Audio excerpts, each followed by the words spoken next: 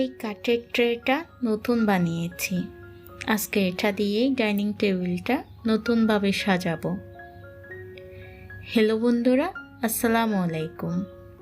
কেমন আছেন সবাই? আশা করি ভালো। আলহামদুলিল্লাহ, আমরাও বেশ ভালোই আছি। আজকে আমার বাসার ড্রয়িং ডাইনিং রুম ট্যুর হিসাবে শেয়ার করব। হোম ডেকোরেশনের অনেক ধরনের আইডিয়া পেয়ে যাবেন আজকের ভিডিওতে।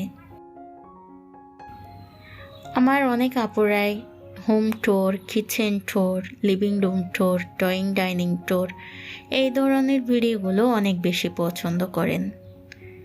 আপনাদের পছন্দের কথা মাথায় রেখে আজকে ভিডিওটা সাজানো হয়েছে। আজকে ডাইনিং টেবিলটা আমার হাতে তৈরি করা এই রানারটা দিয়ে সাজাচ্ছি। খুব সিম্পল করে সাজালাম। আর আমি যেহেতু ড্রয়িং ডাইনিং ট্যুর শেয়ার করতেছি, তো ডাইনিং টেবিলটা একটু সুন্দরভাবে সাজিয়ে নিয়েছি। ডাইনিং রুমের মূল আকর্ষণ হচ্ছে আপনার ডাইনিং টেবিল। ডাইনিং টেবিলটা যদি আপনি সুন্দরভাবে সাজিয়ে গুছিয়ে রাখতে পারেন, তাহলে দেখতে অনেক বেশি ভালো লাগবে।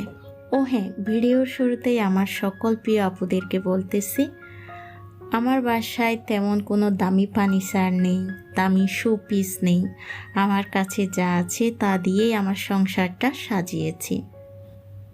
প্রয়োজনের বেশি কিছুই নেই আমার বাসায়, বিলাসিতাও নাই, তবু শান্তি আছে। নিজের যা কিছু আছে তা সাধ্যের মধ্যে গুছিয়ে রাখার চেষ্টা করেছি, আর সেটাই আজকে আপনাদের মাঝে শেয়ার করব। প্লিজ বাজে কমেন্টস কেউ করবেন না, বলতে আসবেন না আপনার বাসায় তো তেমন কিছুই নেই, কি দেখালেন আপনি। আমি আশা রাখছি আমার আজকে ভিডিওটা দেখলে আপনারা অনেক ধরনের আইডিয়া পাবেন, একটা ছোট্ট বাসাকে কিভাবে সুন্দর করে সাজিয়ে তুলতে পারবেন, তার কিছুটা আইডিয়া আজকের ভিডিও থেকে পেয়ে যাবেন। যারা নতুন সংসার করতেছেন আপনাদেরও অনেক বেশি কাজে আসবে। সেই সাথে বলে রাখি, আজকের ভিডিওতে আমি আপনাদের মাঝে তেমন কোনো রান্নাবান্নাও শেয়ার করব না। আর আমার বাসায় কিছু গেস্ট আসবে, ওনাদেরকে কিভাবে আমি আপ্যায়ন করতেছি, কী কী রান্না করতেছি, সব কিছু মিলেই আজকের ভিডিওটা সাজানো হয়েছে।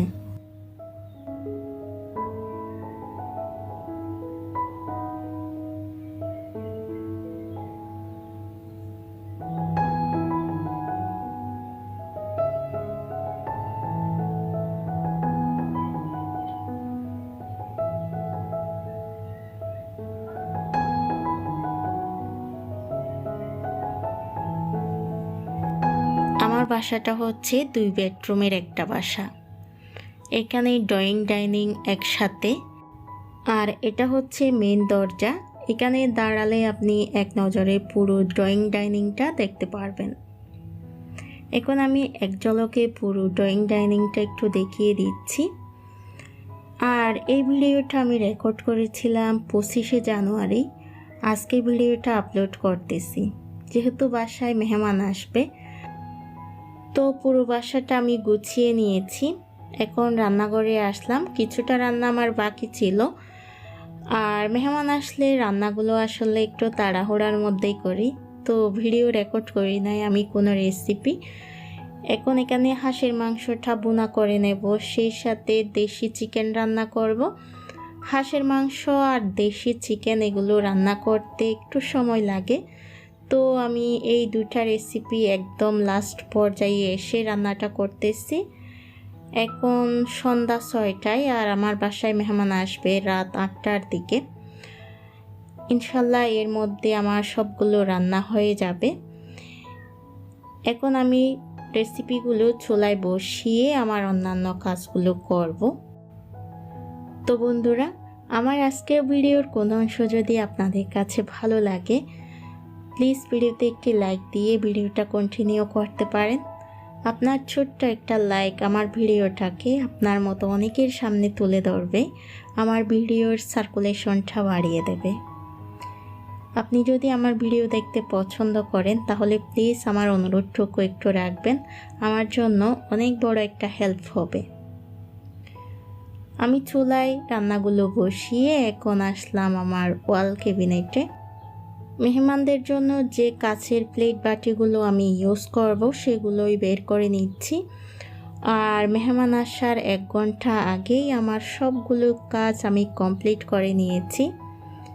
আসলে ছোটবেলা থেকে দেখেছি আমাদের বাসায় যখন কোনো মেহমান আসতো, আম্মু আগে থেকে কাজগুলো করে রাখতো।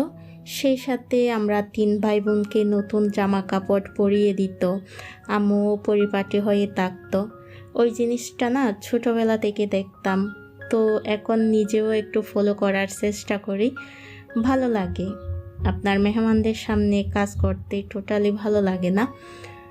তো এখন আমি তাড়াহুড়া করে প্লেট বাটিগুলো একটু ধুয়ে নিচ্ছি, কারণ প্লেট বাটিগুলো ধোয়ার পর আমি একটা ওয়েলকাম ড্রিঙ্কস বানাবো।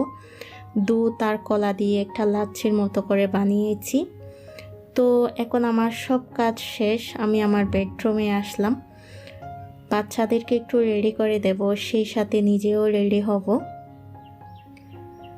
এর মধ্যে মেহমানরাও চলে এসেছে, আর ক্যামেরাটা আসলে অন করতে ওইভাবে মনে ছিল না, তাড়াহুড়া করছিলাম। আর সবার সামনে ক্যামেরা নিয়ে ভিডিও করতেও কেমন জানি একটা লাগে। মেহমান বলতে তানহার বাবার অফিসের কলিগ আর ওনার ওয়াইফ এসেছিল ওনাদের বাচ্চাদেরকে নিয়ে। এই তো এটাই ছিল আজকের মতো আমার আয়োজন। আমার একা হাতে আমি এতটুকুই করতে পেরেছি, তবে আলহামদুলিল্লাহ প্রতিটা খাবার খেতে অনেক বেশি সুস্বাদু হয়েছিল, ওনাদেরও পছন্দ হয়েছে।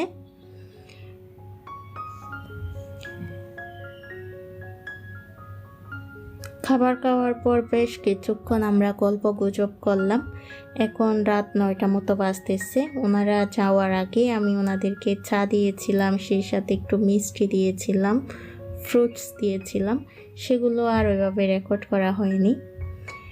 এটা হচ্ছে ওনারা যাওয়ার 1 ঘন্টা পর আমি ডাইনিং টেবিলটাও ক্লিন করে নিয়েছি, সেই সাথে প্লেট বাটিগুলো কিছুটা ক্লিন করে এখন আসলাম আমার রাতের খাবারটা কমপ্লিট করতে।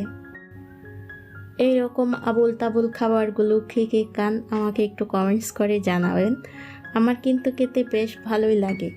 রাতের বেলা আমি খাচ্ছি একটা মিষ্টি, 1 কাপ লাল চা, সেই সাথে বিস্কিট নিয়েছি।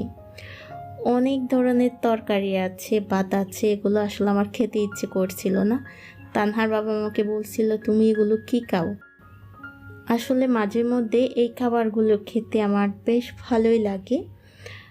আর লাল চাটা খাচ্ছি, মাথাটা ব্যথা করছিল তাই। এই যে খাবারটা আমি খেয়ে নিলাম, আর খাওয়ার আগে এই প্লেট বাটিগুলো ধুয়ে রেখেছিলাম, যেহেতু এগুলো আমাকেই ধুতে হবে। তো রাতের বেলা আসলে ওইভাবে আর ফেলে রাখতে চাই নাই, এগুলো আমি ক্লিন করে এখন শুকাতে দিচ্ছি। আর এই ডিনার সেটটা আমার অনেক পছন্দের, অনেক শখ করে কিনেছিলাম। এটা আমি যখন ইউজ করি তখন এভাবে সাথে সাথে ধুয়ে ক্লিন করে রেখে দিই। এখন রাতের বেলা এভাবে একটু শুকাতে দেব, কালকে সকালে বাচ্চারা ঘুম থেকে ওঠার আগে এটা আমি শুকেছে তুলে রাখবো। তো বন্ধুরা, আমার আজকে ভিডিওটা এখানেই শেষ করতেছি। সবাই ভালো থাকবেন, সুস্থ থাকবেন।